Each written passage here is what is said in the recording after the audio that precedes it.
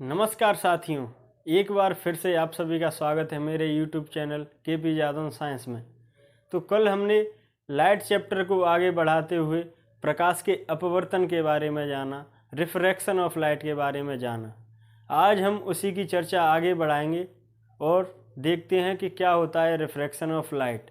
कल की वीडियो में रिफ्लेक्शन ऑफ लाइट और रिफ्रैक्शन ऑफ लाइट में थोड़ा अंतर बताया था। कल की वीडियो को ज़रूर देखें, तब आपको आज की वीडियो समझ में आ पाएगी। तो देखते हैं कि रिफ्रैक्शन ऑफ लाइट में कल मैंने आपको मीडियम बताए थे, डेंस और रेयर। दो माध्यम होते हैं, डेंस जो कि सघन माध्यम होता है और रेयर जो कि विरल माध्यम होता है। कल हम इन दोनों में जान चुके थे कि किस प्रकार डेंस से रेयर में आने पर, यानी कि सघन से विरल में आने पर अभिलंब से दूर भागती है किरण। इसे ऐसे आना चाहिए था लेकिन ये दूर जाती है, और अगर रेयर से डेंस में आती है तो ये अभिलंब की ओर आती है, इस प्रकार आती हुई प्रतीत होती है। तो इसमें हमने जाना। अब हम जानते हैं कि प्रकाश के अपवर्तन के फलस्वरूप, रिफ्रैक्शन ऑफ लाइट के फलस्वरूप क्या होता है, इसकी जो आवृत्ति होती है वो सेम रहती है। जबकि परावर्तन में क्या हो रहा था कि आवृत्ति और आयाम सेम हो रही थी, लेकिन यहाँ पे केवल आवृत्ति सेम होती है, बाद बाकी तरंग दैर्घ्य, आयाम और वेग बदल जाता है। इसमें आवृत्ति क्या रहेगी, फ्रीक्वेंसी, जो फ्रीक्वेंसी रहेगी वो सेम रहेगी, जबकि तरंग दैर्घ्य यानी कि वेवलेंथ और वेग, इंटेंसिटी यानी कि तीव्रता, तीव्रता कह लो या वेग कह लो, और अपना क्या रहेगा, आवृत्ति, आयाम यानी कि एम्पलीट्यूड।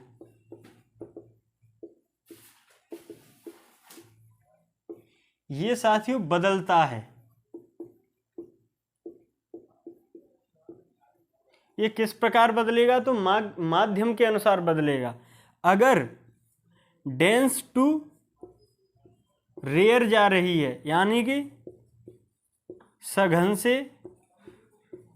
विरल में जा रही है, अगर सघन से विरल में जाएगी तो क्या होगा, सघन से विरल में जाएगी तो तरंग दैर्घ्य, तीव्रता और आयाम बढ़ेंगे। क्यों बढ़ेंगे, इसकी एक ट्रिक है। क्योंकि विरल माध्यम एकदम मतलब उसके सघन वाली कोई बात नहीं है, उसके आसपास बहुत ही पर्याप्त जगह रहती है। एक समझने के लिए देखें तो जब विरल माध्यम में जाएगी तो माहौल खुला खुला रहेगा। जब खुला खुला रहेगा तो जब अपने पास बहुत सारी पर्याप्त व्यवस्थाएं हैं, जगह हैं, तो अपन एकदम तेजी पकड़ेंगे। तो इसलिए वो इस माध्यम में जाएगी तो ये तीव्र हो जाएंगी, जबकि रेयर टू डेंस जाएगी यानी विरल से सघन में जाएगी तो फिर क्या होगा, ये धीमी हो जाएगी, प्रकाश की गति धीमी हो जाएगी। इस प्रकार हमने देखा कि सघन से विरल में और विरल से सघन में जाने पर प्रकाश पर क्या प्रभाव हो रहा है। तो आवृत्ति सेम रहेगी, जबकि ये तीन चीज़ें बदलेंगी। इसको आप नोट कीजिए, फिर हम बढ़ते हैं आगे की ओर।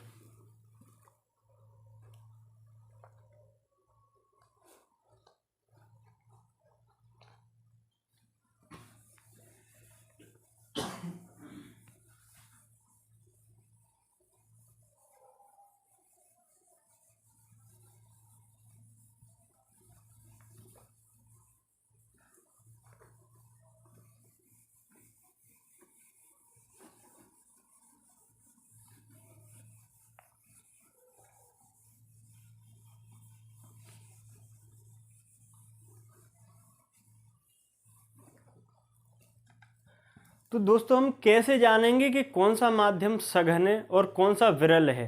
तो विरल और सघन माध्यम को पहचानने के लिए एक अपवर्तन में अपवर्तनांक होता है, रिफ्रैक्टिव इंडेक्स होता है। तो जानते हैं रिफ्रैक्टिव इंडेक्स के बारे में। डेंस और रेयर, सघन और विरल माध्यम को जानने के लिए अपवर्तनांक होता है। क्या होता है? इसे बोलते हैं रिफ्रैक्टिव इंडेक्स।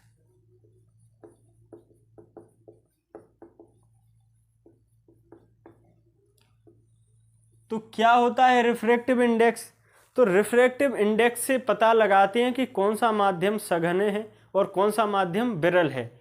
रिफ्रैक्टिव इंडेक्स यानी कि अपवर्तनांक जितना ज़्यादा होगा उतना ही माध्यम सघन रहेगा, और अपवर्तनांक जितना कम रहेगा उतना ही माध्यम विरल रहेगा। इसी के आधार पर हम जान पाते हैं कि कौन सा माध्यम सघन है और कौन सा माध्यम विरल है।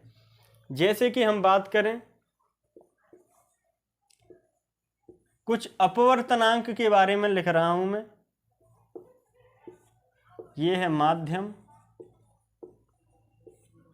और ये है उसके अपवर्तनांक।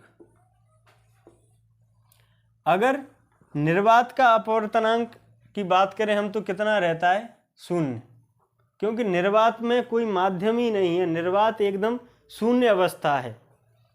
वहीं बात करें हम वायु की, तो वायु का अपवर्तनांक कितना रहता है? 1.008। इसे राउंड फिगर में कभी कभी 1 भी मान लिया जाता है। तीसरे नंबर पर बात करें तो जल का अपवर्तनांक कितना रहता है? 1.33। इसे राउंड फिगर में कभी कभी 4/3 भी मान लेते हैं। फिर आता है अपना कांच। इसका अपवर्तनांक कितना रहता है? 1.5। इसे राउंड फिगर में 3/2 भी मानते हैं। एक होता है अपवर्तनांक हीरा का अपवर्तनांक कितना होता है? 2.43। इसे 4342 भी मानते हैं। तो सबसे ज़्यादा सघन माध्यम किसका रहता है?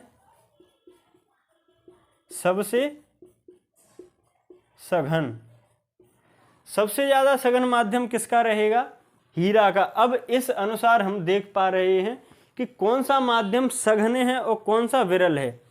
अगर मैं आपसे कहूं कि जल विरल माध्यम है या जल सघन माध्यम है तो कैसे पता लगाएंगे? इस प्रकार किसी एक माध्यम के आधार पर हम ये नहीं पता लगा सकते कि ये माध्यम सघन है या ये माध्यम विरल है, जब तक किन्हीं दो माध्यमों के बारे में नहीं बताया जाएगा। एक दूसरे की तुलना करके ही हम पता लगा सकते हैं। अगर मैं बात करूं जल, तो जल विरल जब होगा जब उसकी तुलना कांच के साथ की जाए, क्योंकि कांच का जो माध्यम है वो कैसा है? सघन है जल की अपेक्षा। लेकिन मैं बात करूं कि जल सघन है तो सघन कब होगा? जब उसके साथ वायु की चर्चा की जाएगी, क्योंकि वायु का अपवर्तनांक कम है। इनके अपवर्तनांक के आधार पर हम पता लगाते हैं कौन सा माध्यम सघन है, कौन सा माध्यम विरल है। इसे आप नोट कीजिए, फिर हम बढ़ते हैं आगे की ओर।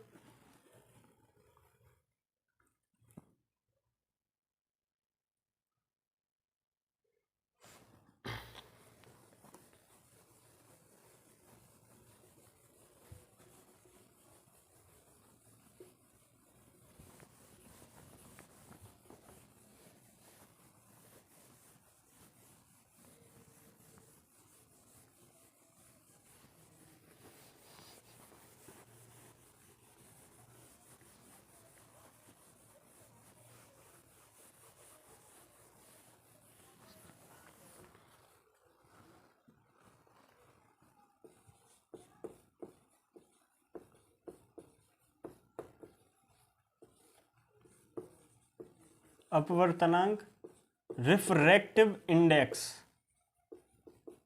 इसका फॉर्मूला क्या होता है? तो निर्वात में प्रकाश की चाल या निर्वात में प्रकाश का वेग या तरंग दैर्घ्य अपॉन क्या रहता है? माध्यम में प्रकाश का वेग या तरंग दैर्घ्य। इसे बोलें वैक्यूम में जो लाइट की वेग होता है वो रहेगा और ये मीडियम में रहेगा प्रकाश का वेग। अगर हम इसी की बात करें तो अगर देखें तो अपवर्तनांक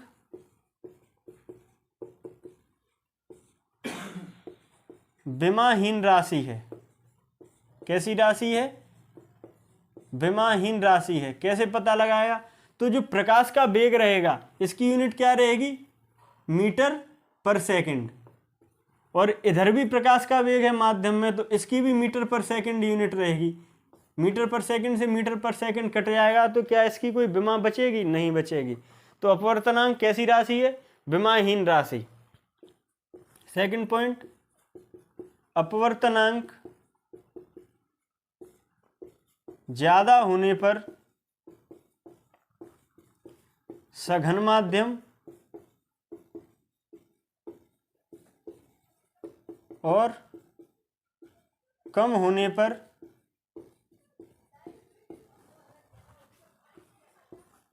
विरल माध्यम होता है।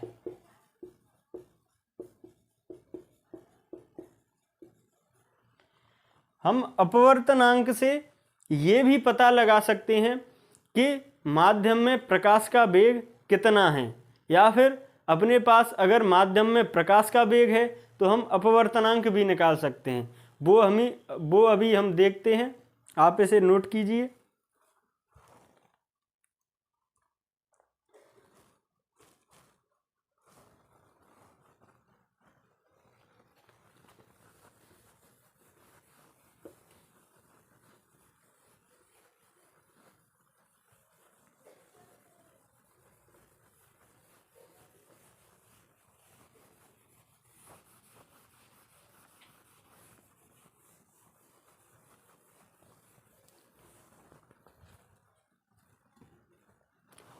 एक प्रश्न देखते हैं।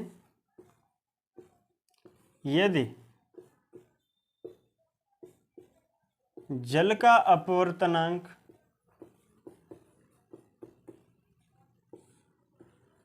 4/3 है तब जल में प्रकाश की गति क्या होगी?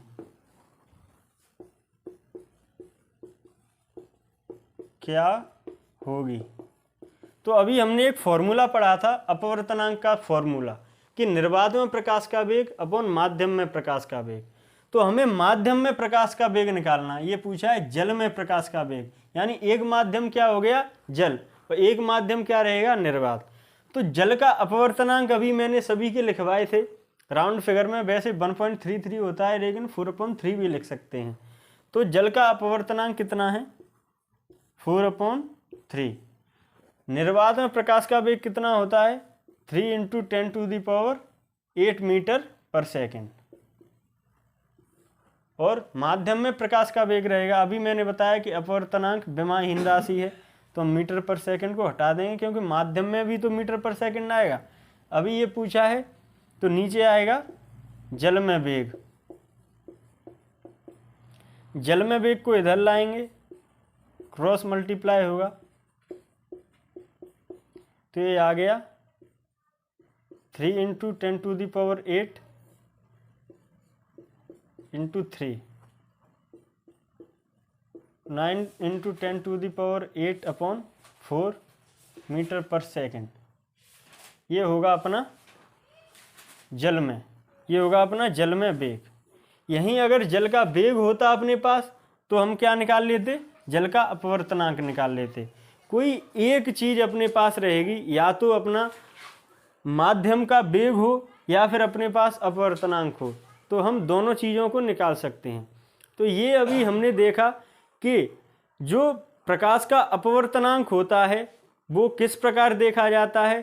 तो जो अपवर्तनांक रहेगा उस आधार पर हम सघन और विरल माध्यम का पता लगाएंगे, और जितना माध्यम सघन होगा उसका अपवर्तनांक उतना ही ज़्यादा होगा, और माध्यम विरल होगा तो अपवर्तनांक कम होगा। आप इसको नोट कीजिए, फिर आगे बढ़ते हैं।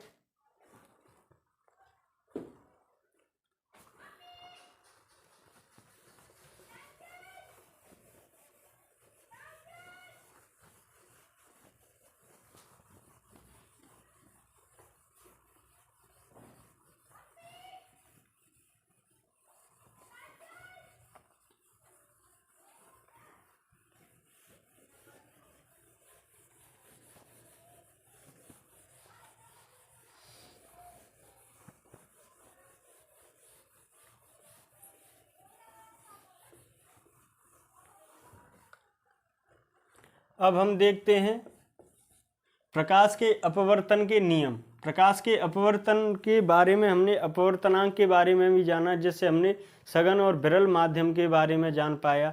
उसी हिसाब से हम देखते हैं कि हमने कल की वीडियो में पढ़ा था कि अपवर्तनांक के बारे में। अब अपवर्तनांक के नियम क्या रहते हैं? तो आपतित किरण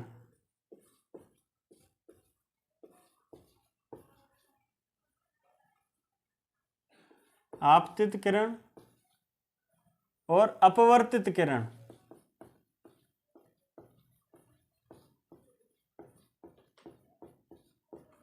और अभिलंब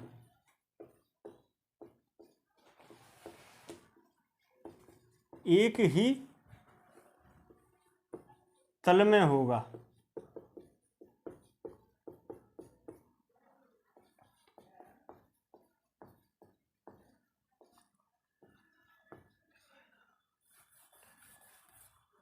ये हम अपवर्तन के नियम लिख रहे हैं, इसे आप नोट कीजिए।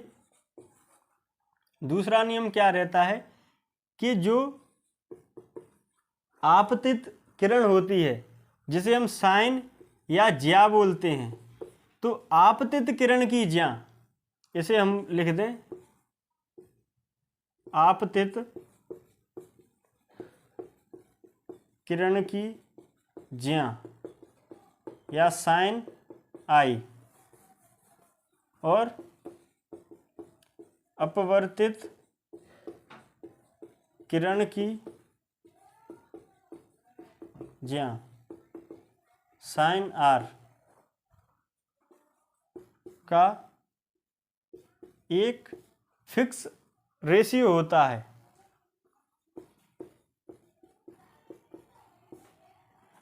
का एक अनुपात होता है। किस प्रकार होता है? तो sine I upon sine R. Sine I को हम अपवर्तन के बारे में पढ़ रहे हैं, तो उसमें अपवर्तनांक आता है। अपवर्तनांक को किससे रिप्रेजेंट करते हैं? म्यू से। तो म्यू आर अपॉन म्यू आई हो जाएगा। इसे स्नेल का नियम भी कहते हैं, स्नेल लॉ, स्नेल का नियम।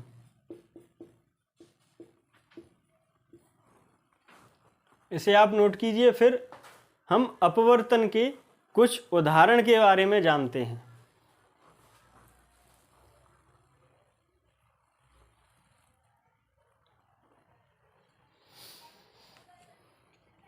एक नियत अनुपात रहता है इनमें।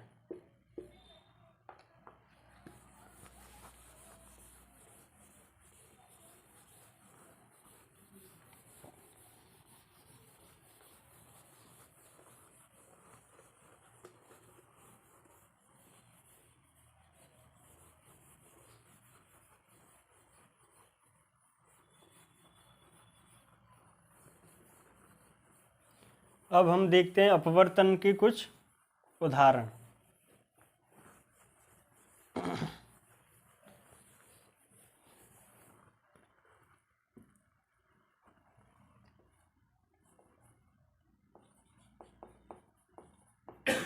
अपवर्तन के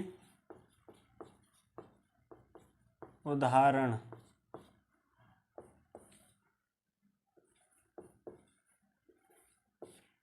पानी में डले सिक्के का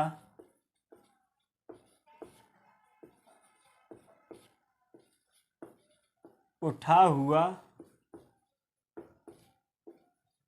प्रतीत होना। किस प्रकार उठा हुआ प्रतीत होता है? तो ये हम देखते हैं। आप इसे नोट कीजिए, फिर देखते हैं।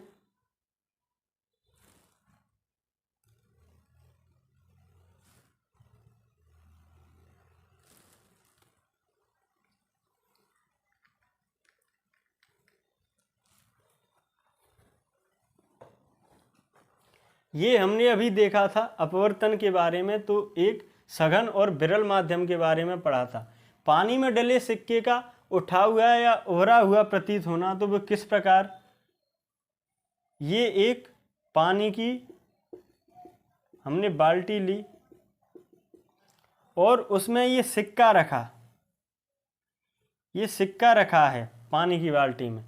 ये सिक्का रियल में यहाँ पे रखा है, लेकिन हमें ये सिक्का यहाँ पर दिखाई दे रहा है। वो किस कारण दिखाई दे रहा है? अपवर्तन के कारण। मैंने बताया था कि अपवर्तन के फलस्वरूप क्या होता है, जब अब पानी है, बाहर क्या है, वायु, तो ये माध्यम क्या हो गया, डेंस यानी सघन, और ये ऊपर क्या हो गया, रेयर यानी विरल। जब सघन माध्यम से लाइट जाएगी विरल माध्यम में, ये क्या रहेगा अपना, ये मान लो थोड़ी देर के लिए अभिलंब, तो अभिलंब से क्या होगा, दूर भागेगी, अभिलंब से दूर भागेगी, तो ये इस प्रकार जाएगी। तो फिर हमें क्या लगेगा कि ये प्रकाश कहाँ से आ रहा है, यहाँ से आ रहा है। रियल में प्रकाश इस प्रकार जाना चाहिए था, लेकिन क्या हुआ, जब सघन माध्यम से विरल माध्यम में प्रकाश गया, तो क्या हुआ, प्रकाश विरल माध्यम में जाते ही अविलंब से दूर गया, ये अविलंब से दूर गया, तो ये इस प्रकार मुड़ गया। तो फिर ये कैसे प्रतीत होगा कि सिक्का यहाँ पर रखा हुआ है। इस प्रकार अपवर्तन के फलस्वरूप पानी में डले सिक्के का उठा हुआ प्रतीत होना, ये एक उदाहरण है। दूसरा उदाहरण देखते हैं।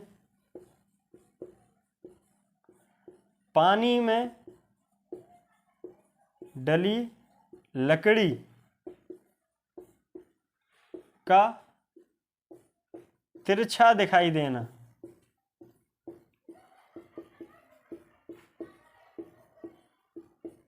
किस प्रकार तिरछा दिखाई देना, इसी का कंसेप्ट है। ये पानी है, ये लकड़ी डली हुई है, ये लकड़ी डली हुई है, ये पानी है।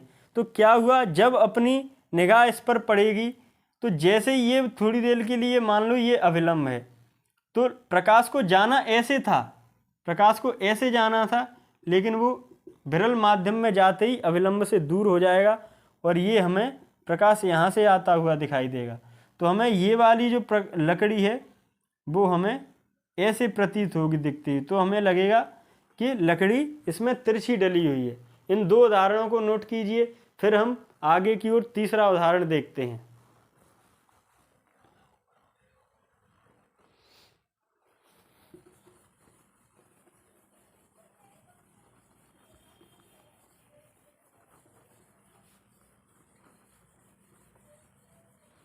इसी के कंसेप्ट पे एक और उदाहरण है। पानी में तैरती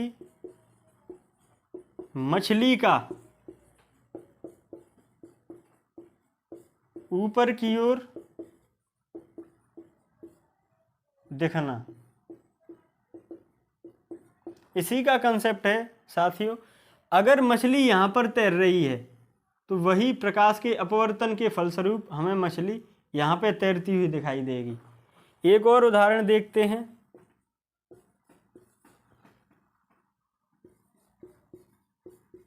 रात के समय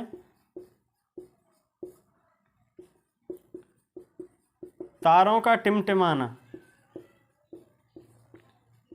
ये भी प्रकाश के अपवर्तन के फलस्वरूप है। तथा एक और उदाहरण देखते हैं। सुबह तथा शाम को सूरज का बड़ा दिखाई देना,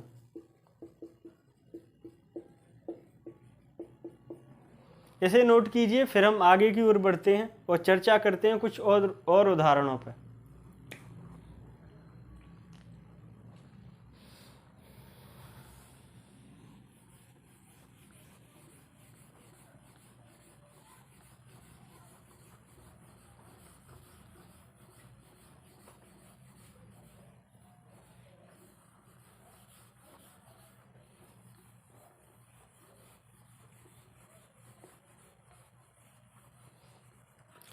एक उदाहरण और साथियों, डूबते हुए सूरज का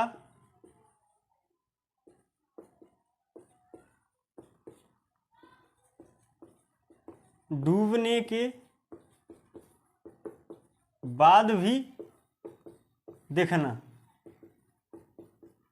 ये एक उदाहरण है कि किस प्रकार जब सूर्य अस्त हो रहा होता है तो रियल में वो अस्त हो चुका होता है, अस्त होने के भी कुछ समय तक वो हमें दिखाई देता है, रियल में अस्त हो जाता है, लेकिन फिर भी वो हमें दिखता है। वो किस प्रकार? प्रकाश के अपवर्तन के फलस्वरूप। ये अपनी पृथ्वी है